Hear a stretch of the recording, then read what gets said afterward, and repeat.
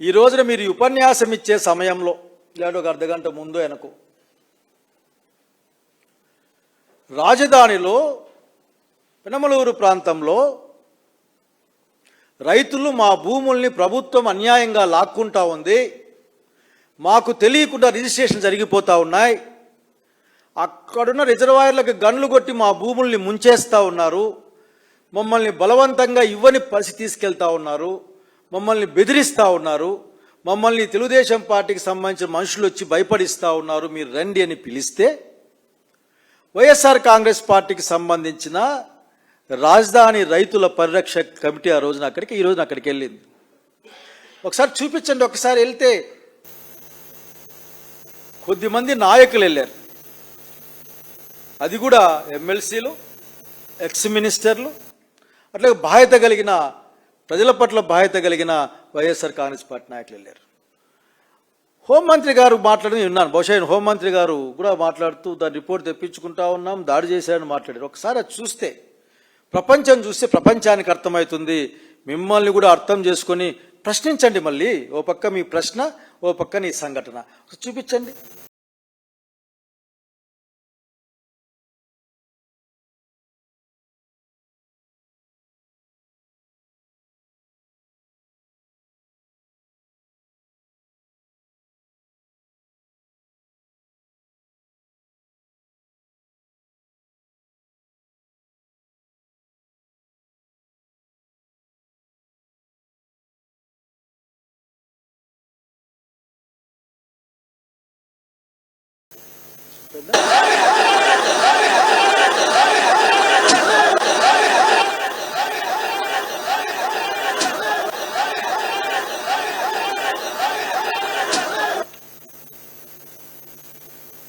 దీనికి కారణం ఏదో తెలుసా? పవన్ కళ్యాణ్ గారు, బాబు గారికి తెలుసు మాట్లాడరు. ఆయన అక్కడికి వెళ్ళి ఎక్కడో మాట్లాడుతూ ఉన్నారు. నేను ఊరికే ఉండను, ఏదో అయిపోయింది, ఏదో అట్లా ఒక పొద్దున్న లేచి దండం పెట్టుకున్నట్లు, నేను ఊరికే ఉండను, నేను కరెక్ట్ చేస్తాను, నేను సహించను. అసలు నాకు అనుమానం ఏంటంటే చంద్రబాబు నాయుడు గారి చేతిలో పరిపాలన ఏది లేదు అని ఊరికైనా మాట్లాడి తిరుగుతూ ఉంటారు. కింద వాళ్ళు ఎవరో బహుశా ఒప్పుకోరు కాబట్టి వాళ్ళ ఇంట్లో వాళ్ళు ఎవరు రాజకీయాలు చేస్తున్నారు, బహుశా అంత డైరెక్ట్గా ఎందుకు, కానీ బహుశా ఎవరు సంబడి సీయింగ్ దట్. అయ్యా వాళ్ళు అక్కడ అడుగుతూ ఉన్నారు, 50,000 ఎకరాలకు దిక్కేంది, మీరు చెప్పిన మాటలేంది, మాకు రావాల్సిన డబ్బులేంది, అట్లాగే మీరు చెప్తున్న అనేక విషయాలు మళ్ళీ ఇంకో 50,000 ఎకరాలు ఎందుకు, మా పిల్లలకి ఇచ్చిన స్కూల్ ఫీజులు, ఫీ రియంబర్స్మెంట్, అప్పు చేసిన ప్లాట్లు, జీవన భద్రత, అది ఇది ఎక్సెట్రా ఎక్స్ట్రా ఏంటి, ఇవన్నీ సమాధానం చెప్పాలా మీరు. అట్లాగే రైతులు వెను భూముల్లో ఎట్లా రిజిస్ట్రేషన్ జరిగాయి, రైతు భూముల్లో మట్టి ఎవరు అమ్ముకున్నారు, ఎవరు తీసుకెళ్లారు, ఇసుక ఎవరు అమ్ముకుంటా ఉన్నారు,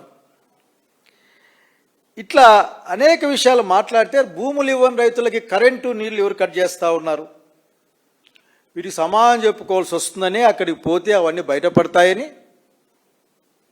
బహుశా తెలుగుదేశం పార్టీకి సంబంధించిన నాయకులు, ఎందుకంటే అక్కడ కోడిగుడ్లతోనూ రాళ్లతోనూ దాడి జరిగింది. కోడిగుడ్లు ఎవరు తీసుకెళ్లారు, రాళ్ళు ఎవరు తీసుకెళ్లారు అక్కడ స్పష్టంగా కనిపిస్తూ ఉంది. కనుక పవన్ కళ్యాణ్ గారు ప్రశ్నించండి,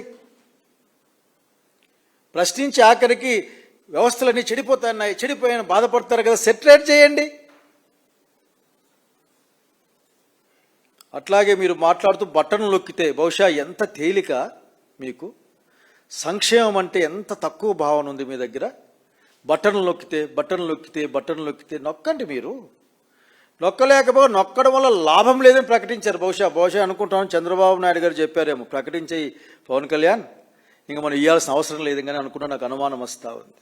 మీరు ప్రకటించేసి మీరు సంక్షేమ పథకాలకి తూట్లు పొడిచే కార్యక్రమాన్ని స్పష్టంగా ప్రకటిస్తే, మీరు సిస్టమ్స్ని ఏం సిస్టమ్ మీ దగ్గర అసలు హాస్పిటల్లో ఉన్నాయా? అప్పుడు ఏమైనా ఉందా? అరే 15 మెడికల్ కాలేజీలు కట్టిన వాళ్ళమయ్యా మేము. ఎన్ని? 15. 2 ఏళ్లలో వాటిని నడిపించాల్సి ఉంది. ప్రశ్నలు వేసేవే, డాక్టర్ల జీతం పెంచు అంటే మంజూరు ఇంజక్షన్ కూడా ఇచ్చారే పద్ధతి నుంచి. నీ రీప్లేస్మెంట్ లేకపోతే ఇంకో రీప్లేస్మెంట్ ఎంత పెద్ద ఆపరేషన్ ప్రభుత్వమే చేస్తుందని చెప్పు. ఆరోగ్యశ్రీని నామరూపాలు లేకుండా చేసిన కూటమి ప్రభుత్వంలో ప్రాతినిధ్యం వహించేస్తున్నావు డీసీఎం గారు. ప్రజా ఆరోగ్యాన్ని ప్రైవేటు సంస్థలకు అప్పగించి మరి మీరు చోద్యం చూస్తూ ఉన్నారు. అంత దూరం ఎందుకు? నేను మిగతా రాష్ట్రం గురించి ఏం మాట్లాడలేను, కానీ ఇదిగో మా అనంతపురం సర్వజన ఆసుపత్రి నుంచి పరిస్థితి మేము మారమంతే అట పాపం. అట్లాగే భద్రత కూడా లేదని వాపోతున్న డాక్టర్లు మీ సిస్టమ్. అట్లాగే మీ సిస్టంలో పడిగాపులు పడరాని పాటలు. మీరు అన్నారే ఎంఆర్ఐ స్కానింగ్ పెడితే మెయింటైన్ చేస్తారా అని. అసలుకి ఎన్ని దశాబ్దాల నుంచి ఎంఆర్ఐ స్కాన్లు మెయింటైన్ అవుతూ ఉన్నాయి. నాకు తెలిసి బహుశా మీ కూటమి నాయకుడే గత ప్రభుత్వంలో ప్రైవేటు వాళ్ళకి ఎంఆర్ఐ మెయింటెనెన్స్ ఇచ్చినట్లు గుర్తు నాకు. కానీ ఆరోగ్యశ్రీ కింద అన్ని జబ్బులకు వైద్యం చేయించిన చరిత్ర మాది. ఇదో ఇక్కడ అనంతపురం జిల్లా, ఇది అనంతపురం టౌన్ ఇలాంటి సిటీ. కనుక పవన్ కళ్యాణ్ గారు బాధ్యతగా మాట్లాడమని మిమ్మల్ని కోరుకుంటా ఉన్నా. నేను బాధ్యత లేకుండా మాట్లాడడం అన్నది సమాజానికి చెరుపు చేస్తుందని చెప్పాలనుకుంటా ఉన్నా. ఆ తర్వాత ఇంకొకటి మీరు మాట్లాడారు ఏంటంటే, నేను విన్నాను చాలామంది పోయిందో అది పాపం ఎవరిది, వాళ్ళ ఎమ్మెల్యే గారిది, వాళ్ళ ఎమ్మెల్యే గారిది. మా పార్టీ ఎమ్మెల్యే మాట్లాడింది చూశాను నేను. ఎక్కువ మాట్లాడారని చాలామంది అన్నారు. అంతకుముందు మీరు మాట్లాడారు కదా, మర్చిపోయారా? మేము ఇప్పుడు మాట్లాడతాం. బహుశా నాకున్న గుర్తు ఏంటి, ఆ ఎమ్మెల్యే గారు ఏమంటే ఇక్కడ గెలుస్తావా అని ఏదన్నట్లు ఆఖరికి. అదే కదా ఏంటి, జనం నవ్వుకుంటా ఉన్నారు. జగన్మోహన్ రెడ్డి నిజంగా ఆ ప్రాంతానికి వస్తే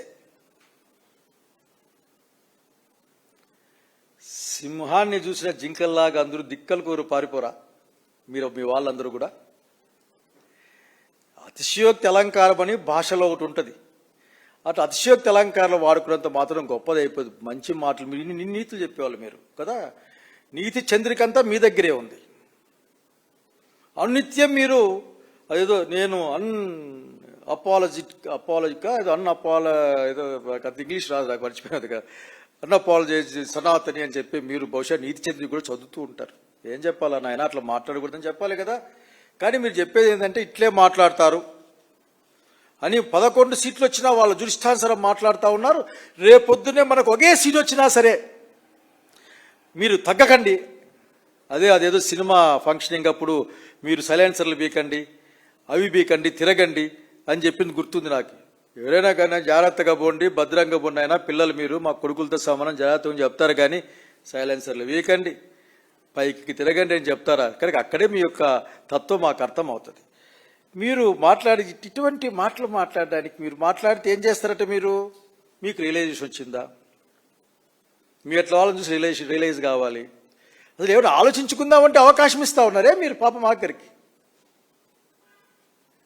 పైగా మనకి టీవీలు లేవు, పేపర్లు లేవు. ఎంత అబద్ధం చెప్తారు ఆఖరికి. బీజేపీకి సంబంధించి లేక ఎన్డీఏకి సంబంధించిన అన్ని పేపర్లు అన్ని మీడియాలు మీవే కదా. మిమ్మల్ని ప్రముఖంగానే చూపిస్తారు కదా. మీరు మెట్లు కడుగుతున్నా, మెట్లు ఎక్కుతున్నా సరే మిమ్మల్నే చూపించారు కదా. మీరు ఇబ్బంది పడుతున్నా సరే ఏమాత్రం పడుచుకోకుండా ఆఖరి మిమ్మల్ని చూపించారు కదా. ఎట్లాగో ఆంధ్రప్రదేశ్ రాష్ట్రంలో ప్రభుత్వాన్ని సపోర్ట్ చేసే వందలాది పిల్లలున్నారు, యూట్యూబ్ ఛానల్ పిల్లలున్నారు. అట్లాగే ప్రత్యక్షంగా ఇన్వాల్వ్ 2-3 పేపర్లు ఉన్నాయి, అందరూ ఉన్నారు కదా. ఒకరికి మీరు లేదు అంత బీదర్ పరిస్థితి ఎట్లా? దండిగా ఉన్నాయి మీ దగ్గర. ఆ విషయం మీరు మర్చిపోతా ఉన్నారు, మీకు గుర్తు చేయాలనుకుంటా ఉన్నాను. అన్నిటికంటే ప్రధానంగా చాలామంది ఈరోజు నాతో మాట్లాడినప్పుడు వాళ్ళు భయపడ్డ విషయం ఒకటి ఉంది. భయాన్ని మీరు క్రియేట్ చేశారు. ఏంటంటే ఆర్టికల్ 21 ప్రకారం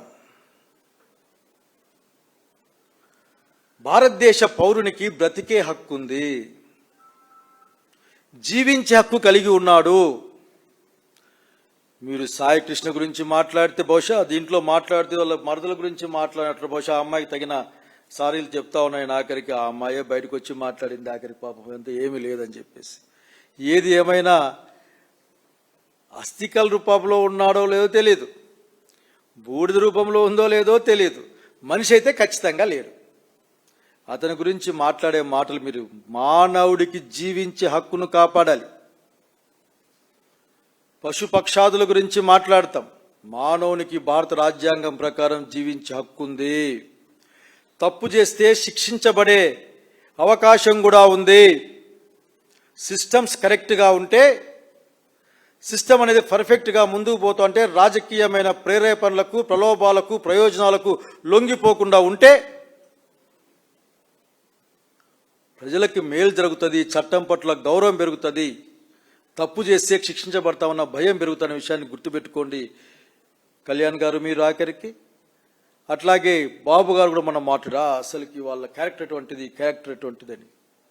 బాబు గారు మీరు భారత రాజ్యాంగం పైన ప్రమాణం చేసి ఇక్కడికి వచ్చారు కనుక భారత రాజ్యాంగాన్ని గౌరవించే ప్రయత్నం చేయమని నేను కోరుతా ఉన్నా. అట్లాగే ఇంకొక మాట మాట్లాడాడు, అసలు చాలా ప్రమాదకరమైన మాటలు మాట్లాడాడు పవన్ కళ్యాణ్ గారు. మీరు రోజున భవిష్యత్ దాన్ని పెద్ద చాలా స్టడీ చేయాలి. ఇంకా జనసేన ప్రయత్నిస్తుంది సామాజిక విజయం, ఎవరు అధికారం లేకొచ్చినా మాకేమీ కాదు అని మిగతా కులాలకు భద్రత ఇవ్వడమట. అంటే ఒక కులం అధికారం లేకొచ్చి మిగతా కులాలకు భద్రత ఇస్తుందని చెప్పాలనుకున్నారే మీరు ఆఖరికి. ఇవన్నీ కూడా భారత రాజ్యాంగానికి వ్యతిరేకమైన మాటలను గుర్తుపెట్టుకోమని కోరుతా ఉన్నా. పొలిటికల్ విక్టరీ అని, సోషల్ విక్టరీ అనేది పెద్ద పెద్ద పదాలు వాడారు మీరు. బహుశా మీరు చెప్పాలి, ఎందుకంటే మీ యొక్క అదే సమాచారమా జనసేన నిర్మాణ సారథ సమాచార కమిటీలో అన్నీ మాట్లాడారు. అట్లాగే మీకు ఇంకొక మాట నేను చెప్పాలనుకుంటా ఉన్నా. అయ్యా ఈ రోజున మీరందరూ కూడా ఈ రాష్ట్రంలో ఏ మూల ఏం జరిగినా, మీ ఎమ్మెల్యేలు ఏం చేసినా సరే మీ దగ్గర నుంచి ఎటువంటి స్పందన లేదు, కరెక్ట్ చేసుకునే మెకానిజం కూడా లేదు. బహుశా I think you may lost control on your boys or your leaders.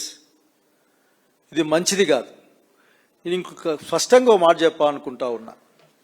మీరు మాట్లాడే విషపు మాటలు, మీరు ప్రాపగేట్ చేస్తున్న విషపు భావజాలం ఆంధ్రప్రదేశ్ ప్రజానీకానికి కానీ, మీరు మూడవ దశలో ప్రేమించే దేశానికి కానీ, అది మీ భాషలోనే, ఎందుకంటే మీ కొటేషన్ నా దగ్గర ఉంది, అది మీరు మాట్లాడకపోతే కరెక్ట్ చేసుకోవచ్చు మీరు.